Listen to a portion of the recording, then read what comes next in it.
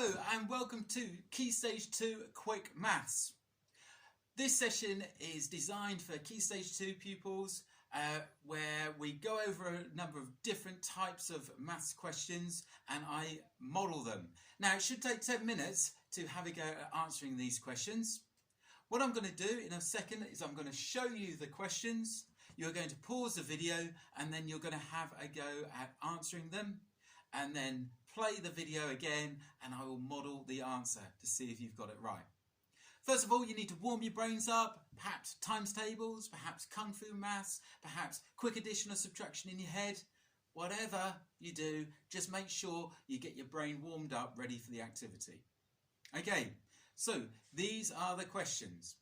We have, let's take for that. We have some decimal addition first of all. Then we've got some division, 3,792 divided by 6. We've got some addition of fractions. Number 4 is percentages, 22% multiplied by 600. What does that multiplied mean? We have some missing angles around a point. Think about, if you do kung fu maths, think about what does that mean? How many degrees around a point? And lastly, we have the halfway number between 7 and 14. So, have a look at the questions, pause the video and give it a go. Ready? Pause. Okay, welcome back. Should have taken 10 minutes. Try and time yourself a little bit over a minute per question. So, the first one is decimal addition. So the first thing I'm going to do is I'm going to line up my decimal points and then I'm going to put in my numbers. So 24.6 add 17.9. Notice how they are in the right columns and they're not wonky. They're not going off in different directions, so it's difficult to read. Start off with my tenths. Oh, first of all, I need to put my decimal point down. Start off with my tenths, largest number in your head first and counting on. So 9 add 6 is 15. So I put my 5 there in the tenths column and the 10 from the 15 I carry over to the next column. Okay, then I've got 4 add 7 add 1, or largest number in your head, 7. Count on 4 is 11, plus that carried 1 is 12. So I put a 2 there, and then I carry the 1. Just do that again so you can see it. Now we can do the tens column. So 2 or 20, add 1 or 10, add another 10. So 2 add 1 is 4. Okay, so the answer for this one is 42.5. Hopefully you got that right. If you didn't, see where you've gone wrong. Alright? Okay, let's rub this off so it doesn't confuse you.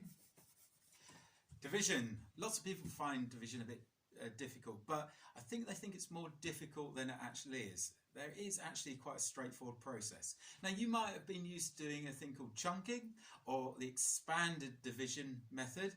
I'm going to show you my own method. We call it the bus stop method, but it's a shortened, quicker version. It's especially good if you're doing arithmetic. Okay, so I've got 3,792 divided by 6. So I put my 3,792 in my bus stop. Can you see that line there? And I'm dividing it by 6. So remember, dividing is all about sharing it out equally, okay, into groups, into 6 separate groups, right? So the first thing I say is, how many 6s go into 3? Well, you can't put 6 into 3, can you? So that's 0. So I start off by putting a 0, okay? Now, this is where my method's slightly different. I then look at that 3, which we didn't use, and I put it next to the 7, so it creates a 2-digit number. Can you see? 37. So now I can do that. How many 6s go into 37? Well, 6 times 6 is 36, so it goes in 6 times. I tried to get to 37, but I got to 36. So therefore, there's 1 left over. So let's put the 1 there to make 19. Can you see my little lines to help me remember the numbers?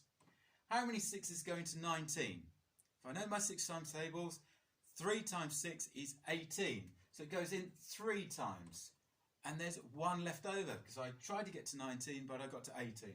So the 1 goes next to the 2 to make 12. How many 6s go into 12? It's 2. So the answer is 632. Make sure when you're giving the answer you don't put 0632 because the 0 does not have a value. So that's the answer for that one. How did you get on? Next one, fractions, addition fractions. Now when you're adding or subtracting fractions, you must make sure that the denominator, which is the bottom number of the fraction, is the same. Okay? So if we look here, we've got 3/4 add 2/12. I need to get the denominators so that they are the same. Now how do I get that 4 to become 12? Well, I can times it by 3, can't I? So if I multiply the denominator, which is 4, by 3, that gives me 12, which is what I want, because it's the same as that one. And whatever I do to the bottom number, the denominator, I have to do to the numerator, which is the top number. So I'm going to multiply that by 3 as well, which gives me 9. So can you see, now I have 9/12 add 2/12. And now it's quite easy. 9 add 2 equals 11. The denominators stay the same because we've worked on that, and it's 12. So the answer is 11/12. Okay, this one here. Percentages. Now I always teach my year 6 class, when you're doing percentages, to work out what 1% is, and you do that by dividing by 100. To find out what 10% is, you divide by 10. And to find out anything else, like 50%, you divide by 2. But the key things I work on are 1% and 10%. Now, can you see this multiplying here? Don't be tricked or fooled or confused. The multiplying means of. So basically saying, what is 22% of 600? Okay, so I'm going to first of all break this 22% into tens and 1%. So first of all, I'm going to find what 10% is. I do that by dividing 600 by 10. Okay, little trick. My decimal point is here. I'm going to divide by 10. All I do is I bunny hop over to the left. So 10% equals 60. Can you see? Now I need 2 10% to make 22, don't I? So if I do another 10%, that's 60 as well. I'm left with 2% left. So let's find 1%. Okay, so to find 1%, I divide by 100. So, say it with me, divide by 10, divide by 100.